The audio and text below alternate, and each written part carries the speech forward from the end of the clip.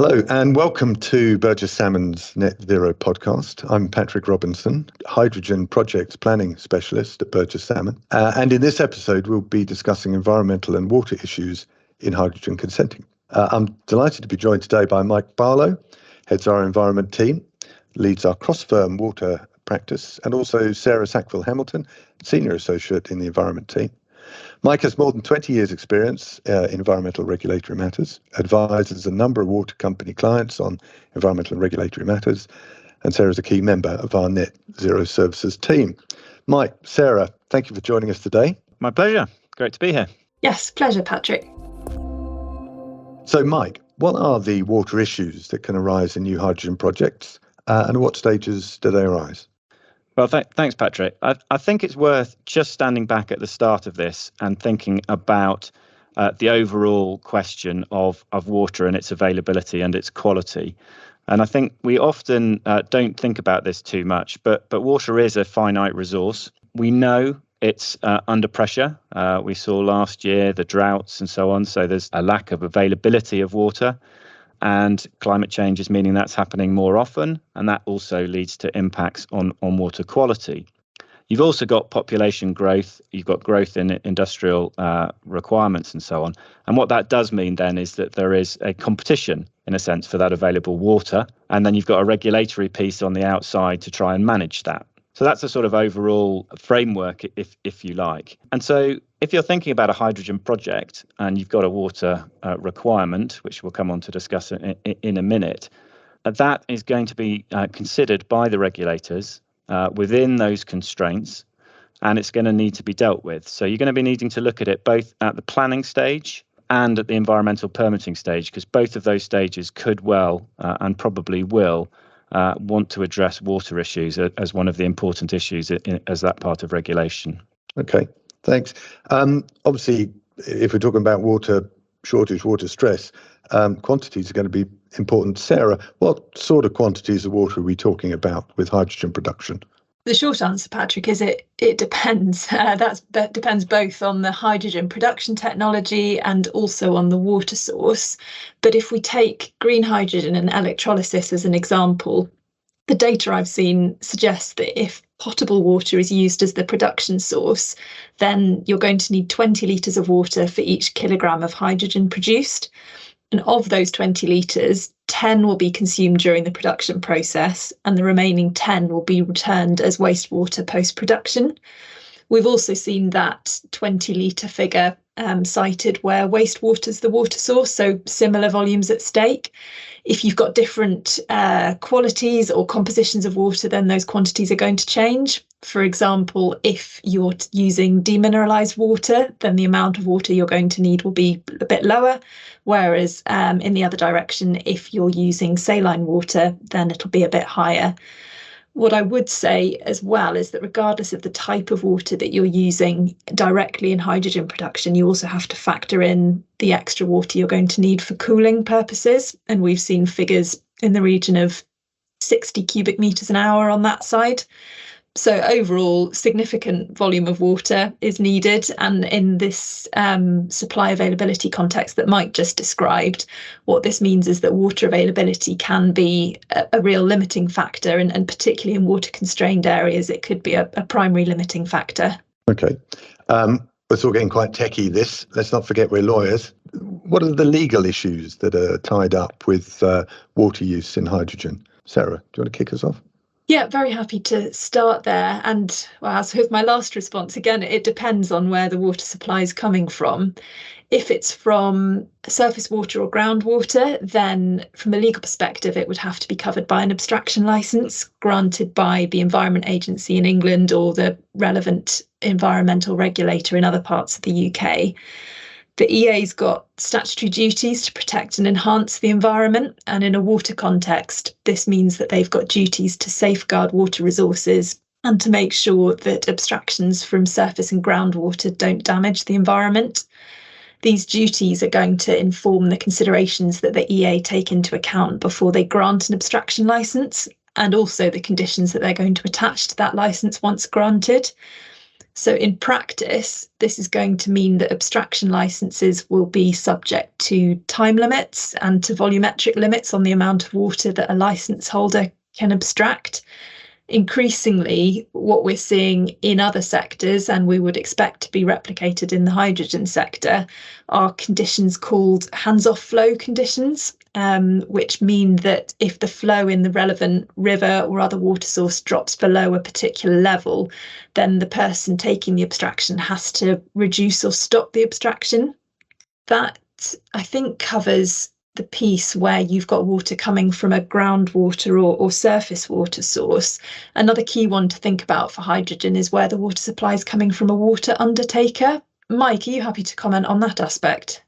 Yeah, thanks, Sarah. I'll pick that up, and that throws up a number of issues, really. And certainly we've seen, and all of the projects that we've been aware of have always had a supply of water from the water undertaker, and that could, sometimes that's the whole supply, sometimes that supplements the supplies that you've been talking about, Sarah. And obviously, water undertakers are under their own duties in relation to water. They have what's called a public supply duty, so they have to make sure that they've got enough water to supply domestic customers. And there's a whole series of regulation around that. They have to produce what's called water resource management plans every 5 years to assess how much water they need, and they look at that over a 25-year period, and those have to be renewed annually. And certainly from some of the water resource management plans we've seen recently, they haven't taken into account things like an increase in hydrogen development, which and leading to increased supplies there. So it's important that that's put on their radar. You also have water resource planning at a sort of regional level. We've seen a bit more of a mixed response in relation to that. Some take into account developments such as hydrogen projects, but not all of them.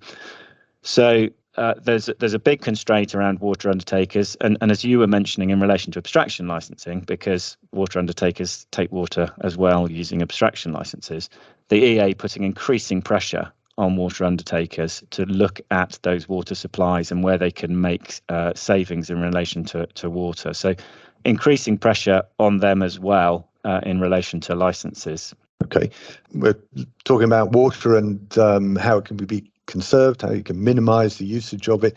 One question is, you said already about hydrogen electrolyzers and wastewater. That's the water coming out of the electrolyzer. How can that be used, or how does that have to be managed? So yeah, the wastewater has its own regulatory regimes as well in relation to that, and there are a number of options once it's come off the plant.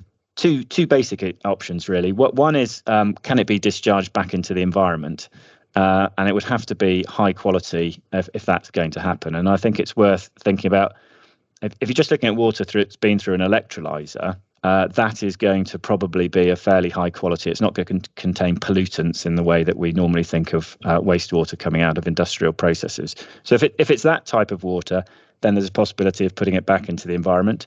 But you would need to get a discharge consent from the Environment Agency to do that. And that's usually wrapped into the environmental permit and needs to form part of those discussions with the agency. There may be conditions put on it in relation to maybe heat load or whatever, but it's going to depend very much on what's coming out and where it's going. So there's going to be specific considerations in relation to that. And it could possibly be discharged into the sewer.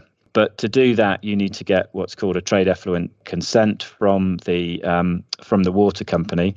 And they've got various considerations to take into account, because they're going to have their own environmental permits at their wastewater treatment plants and conditions as to what can go into the environment from those. And they'll be taking wastewater from a whole series of different sources. So they need to think about all of that in combination as to whether they will grant the trade effluent consent. And they have no duty to take it. So there's going to have to be engagement with the water undertakers at that point to see whether a trade effluent consent can be granted. Okay.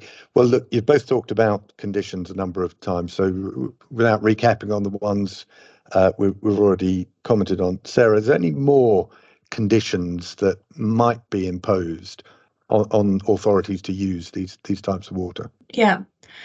It's a really interesting area, conditions, and Mike's touched on, and I won't recap on the big ones around waste and discharges and making sure the Environment Agency is meeting its no deterioration policy. In terms of extra conditions, I think a big one's going to be water efficiency. At the application stage, the EA will have required permit applicants to think about and demonstrate they've thought about ways to minimise water use and to segregate and secure the water that they need for the process with the lowest possible reliance on natural water sources.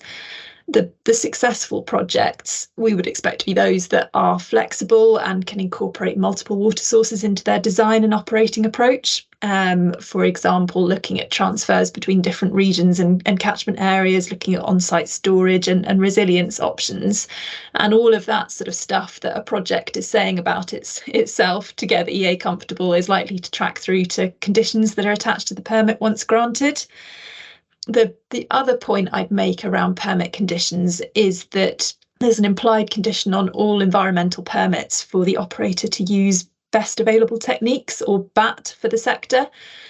There isn't at the moment a BAT reference document for hydrogen, but we know that it's being developed, and we're expecting that to include detail on BAT for water efficiency and use. So it'll be really interesting to see what that BAT reference document says once it's been published. I think that'll be some really valuable insight for the sector in how to move forward and what to expect from permits, and how to ensure in project design that it's being put on the best foot for achieving a permit in due course. And I think it's probably worth saying, Sarah, isn't it, that there is an opportunity to feed into that BAT reference document with the Environment Agency if anyone has particular concerns, because I know the Environment Agency are looking for engagement with industry to really understand the processes and the risks and so on. And I think engagement at that stage is definitely going to be beneficial in the long run. Yeah, absolutely. Sarah, Mike, look, we're going to have to round it up there, I think, but thanks very much for sharing your thoughts today and some really good insights, I think, into managing what's going to be obviously quite an important issue for a hydrogen project. A couple of takeaways from it, as far as points I was listening out for. There's clearly no simple single water solution available across all sites across the whole country. It's going to very much be reactive to the individual circumstances there, and also that it could well be multiple solutions that actually make a project work, and to give the, Sarah, you said, resilience to it, and that means multiple engineering solutions, and that means get to them early, because you don't want to be trying to sort of refit all this late in the consenting process just to try and meet consenting requirements. Yeah, definitely. Before everyone goes, just a couple of points for people to listen out for. Firstly, the Burges Salmon Net Zero Consenting Hydrogen Projects report. You find it on our website. Some really good feedback from developers, local authorities, regulators, looking at hydrogen projects at the moment in real time, what the sort of stats are and the issues that are being come up against there. And also look out for the Renewable UK Planning for Green Hydrogen report coming out soon, an in-depth look at consenting requirements and obstacles, and some recommendations for getting around them, both in the planning and permitting side. And that's all from us. Thanks. Thanks, Patrick. Thanks, Patrick. Thank you for listening to the Burges Salmon Net Zero podcast. If you'd like to know more about our Net Zero team, how our experts can work with you, you can contact me or any of the team via our website.